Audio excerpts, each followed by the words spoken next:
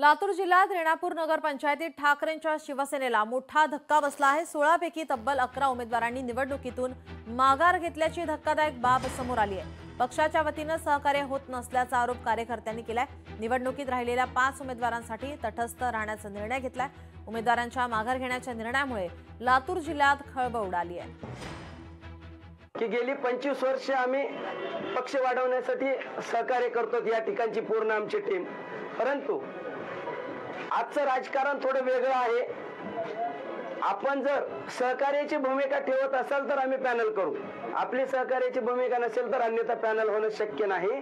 कारण या ठिकाणी एकमेव लातूर जिल्ह्यामध्ये शिवसेनेची ग्रामपंचायत आली होती।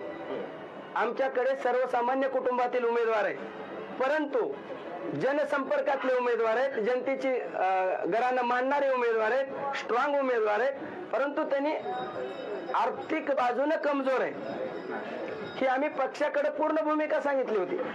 पक्षाने जर सहकार्य केलं तर आपला नगराध्यक्ष रेणापूरमध्ये 100% होऊ शकतो।